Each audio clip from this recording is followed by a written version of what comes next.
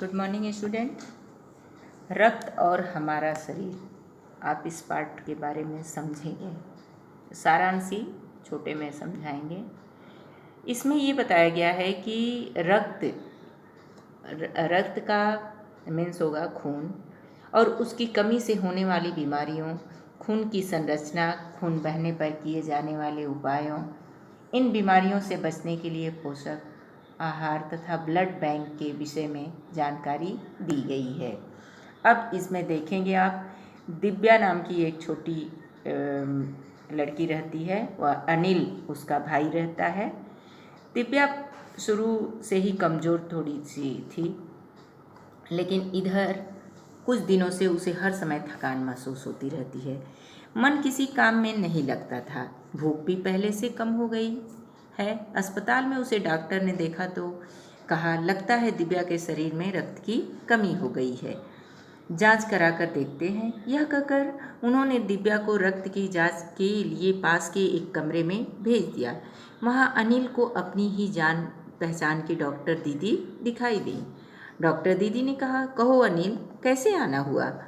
अनिल ने बताया कि डॉक्टर ने दिव्या को खून की जांच के लिए आपके पास भेजा है। यह सुनते ही वो जो डॉक्टर थी, वो दिव्या की उंगली से रक्त निकालती हैं और शीशी में डाल दी और स्लाइड पर लगा दी। फिर अनिल से बोली, अनिल तुम कल रिपोर्ट आकर ले जाना। फिर अनिल क्या करता है कि अगले दिन वहाँ अस्पताल पहुँचता है। डॉक्टर जो दीदी उसकी थी और कमरे में पर के दरवाजे पर दस्तक देता है। फिर भीतर से आवाज़ आती है, आ जाओ। अनिल ने कमरे में प्रवेश किया तो पाया डॉक्टर दीदी सूक्ष्मदर्शी के द्वारा एक स्लाइड की जांच कर रही थी। दीदी के इशारे से वह पास रखी एक कुर्सी पर बैठ गया। स्लाइड की जांच पूरी होने पर डॉक्टर दीदी ने साबुन से हाथ धोए और तौलिए से पोंछती हुई बोली, अनिल, दिव्या को एनीमिया है, चिंता की बात नहीं है, कुछ दिन दवा लेगी तो ठीक हो जाएगी। अनिल के मन में जिज्ञासा हुई। वह बोला, दीदी एक सवाल पूछूं? हाँ हाँ, क्यों नहीं, डॉक्टर दीदी ने कहा। एनीमिया से आपका क्या मतलब है दीदी? उसने पूछा। यह जानने के लिए तुम्हें रक्त के बारे में जानना होगा पहले, तभी इसके बारे में, ये रोग के बारे में जानकारी तुम्हें मिलेगी। अनिल से उसकी दीदी बोल रही हैं। फिर इसे सूक्ष्मदर्शी द्वारा देखे तो यह एक तरह से भानुमति का पिटारा कहा जाता है। ये देखने में तो मोटे तौर पर तो इसके दो भाग होते हैं। एक भाग वह जो तरल है, जिसे हम प्लाज्मा कहते हैं। दूसरा वह जिसमें छोटे बड़े कई तरह के कण होते हैं, कुछ लाल, कुछ सफ़ेद और कुछ ऐसे जिनका कोई रंग ही नहीं, जिन्हें बिम्बाणु, और उसको ब्रैकेट में दिया हुआ है प्लेटलेट कण कहते हैं। ये कण प्लाज्मा में तैरते रहते हैं। इतना कहकर डॉक्टर दीदी ने सूक्ष्मदर्शी के नीचे एक स्लाइड लगाई, उसे फोकस किया और बोली, देखो अनिल, सूक्ष्मदर्शी द्वारा जो कण तुम्हें दिखाई दे रहे हैं, ये हैं लाल रक्त कण।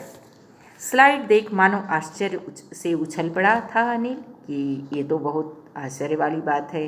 ये सारे जो रक्त की एक कण बूंद में इतने सारे कण दिख रहे हैं, इन्हें देखकर तो ऐसा लगता है कि मानो छोटी छोटी बालूशाही रख दी गई है। फिर दीदी उसको समझाती हैं कि इसमें जो लाल कण होते हैं वो बनावट में बालूशाही की तरह ही रहते हैं। रक्त की एक बूंद से इनकी संख्या लाखों में होती है। यदि 1 किलोमीटर रक्त ले तो उसमें हमें 40 से 55 लाख कण मिलेंगे। इनके कारण ही हमें रक्त लाल रंग का नज़र आता है। ये कण शरीर के लिए दिन रात काम करते हैं। सांस लेने पर साफ हवा से जो ऑक्सीजन तुम प्राप्त करते हो, उसे शरीर के हर हिस्से में पहुंचाने का काम इन कणों का होता है। इनका जीवन काल लगभग 4 महीने होता है। 4 महीने के होते होते ये क्या हो जाते हैं? नष्ट हो जाते हैं। लेकिन एक साथ धीरे धीरे, कुछ आज कुछ कल, एक साथ नहीं होते हैं, धीरे धीरे नष्ट होते हैं। तब तो कुछ ही महीनों में ये खत्म हो जाते होंगे, अनिल पूछ रहा है। डॉक्टर दीदी यह सुनकर डॉक्टर दीदी मुस्कुरा उठी, बोली, नहीं ऐसा नहीं होता। शरीर में हर समय नए कण बनते रहते हैं, यानी जो पुराने होते हैं वो नष्ट हो जाते हैं और जो नए कण बनते रहते हैं, कमी नहीं होने पाती है। हड्डियों के बीच के भाग मज्जा में ऐसे बहुत से कारखाने होते हैं जो रक्त मतलब खून के कणों के निर्माण कार्य में लगे रहते हैं। इनके लिए एक कारखानों में प्रोटीन, लौह तत्व और विटामिन रूपी कच्चे माल की ज़रूरत होती है। यह पौष्टिक आहार लेते हो अगर पौष्टिक आहार लेते हो, जैसे हरी सब्जी, फल, दूध, अंडा और गोश्त में ये तत्व क्या पर्याप्त मात्रा में होते हैं। यदि कोई व्यक्ति उचित यानी सही ढंग से अगर आहार लेता है तो उसके शरीर में किसी भी प्रकार की कमी नहीं रहती है और जो रक्त कण नहीं बनते हैं, किस लिए नहीं बनते हैं? क्योंकि वो आहार सही ढंग से नहीं लेता है। यानी खाना आपको सही ढंग से लेना चाहिए, पौष्टिक लेना चाहिए। फिर दीदी बोली, हाँ यह कहना काफ़ी हद तक सही होगा। यूँ तो एनीमिया बहुत से कारणों से हो सकता है, किंतु हमारे देश में इसका सबसे बड़ा कारण पौष्टिक आहार ही की कमी है। इसके अलावा इस रोग का एक और बड़ा कारण है पेट में कीड़ों का हो जाना। ये कीड़े प्रायः दूषित जल और खाद्य पदार्थों द्वारा हमारे शरीर में प्रवेश करते हैं। अतः इनसे बचने के लिए यह आवश्यक है कि हम पूरी सफाई से बनाए गए खाने वाले पदार्थ को ही ग्रहण करें। भोजन करने से पूर्व अच्छी तरह से हाथ धो लें और साफ पानी ही पिएं। और हाँ, अनिल, एक किस्म के कीड़े भी हैं जिनके अंडे ज़मीन की ऊपरी सतह में पाए जाते हैं। इन अंडों से उत्पन्न हुए लावे त्वचा के रास्ते शरीर में प्रवेश कर आंतों में हमें अपना घर बना लेते हैं। इनसे बचने का सहज उपाय है कि शौच के लिए हम शौचालय का ही प्रयोग करें और इधर उधर नंगे पैर न घूमें। अगर आप घूमते भी हैं तो पैर धोकर ही बिस्तरे पर चढ़ना चाहिए। ठीक है दीदी, यह तो बहुत ही महत्वपूर्ण बात बताई आपने। अनिल बोला। वह पल भर सोच में डूबा रहा, फिर बोला, आपने बताया था कि रक्त में सफ़ेद कण और बिम्बाणु भी होते हैं, शरीर में उनका क्या काम है? दीदी बोली, सफ़ेद कण वास्तव में हमारे शरीर के वीर सिपाही हैं और रोगाणु शरीर पर धावा बोलने की कोशिश करते हैं तो ये जो सफ़ेद कण होता है वो डट कर मुकाबला करता है, लड़ता है, आने नहीं देता है। रोगाणुओं को भीतर घर नहीं बनाने देता है। बस संक्षेप में यूँ मानो कि वे बहुत से रोगों से हमारी रक्षा करता है। और बिम्बाणुओं का काम है चोट लगने पर रक्त जमाव क्रिया में मदद करता है। चोट लगने पे क्या होता है, रक्त जो बहने लगता है उसको रोकने की कोशिश करता है। कौन? बिम्बाणु। बिम्बाणु इस जाले से चिपक जाते हैं और ये क्या होते हैं, कटी फटी दीवार में मकड़ी के जाले के समान एक जाला होता है जिसमें वो जाकर चिपक जाते हैं। इस तरह दीवार में आई दरार भर जाती है जिससे रक्त बाहर निकलना बंद हो जाता है।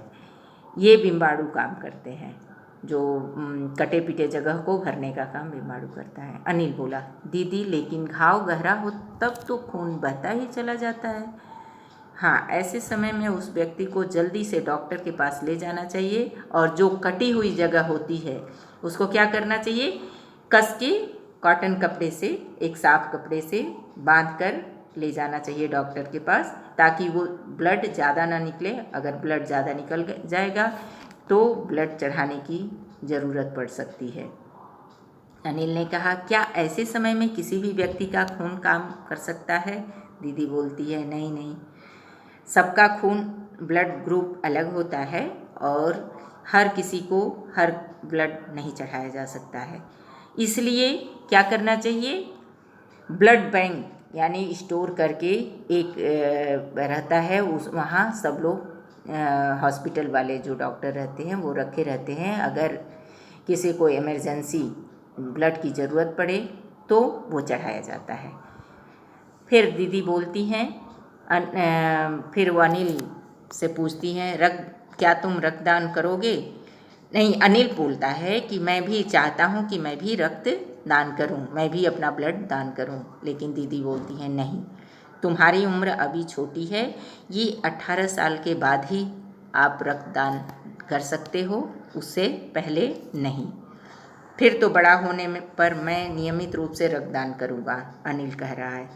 शाबाश अनिल, डॉक्टर दीदी ने अनिल की पीठ ठोकते हुए कहा, उसको शाबाशी दी कि तुम इतना नेक का काम करोगे कि रक्तदान करोगे लोगों के लिए, यानी ज़िंदगी किसी को दोगे। तो आप लोग चैप्टर पढ़िएगा, अच्छे से पढ़ लीजिएगा। ठीक है, धन्यवाद।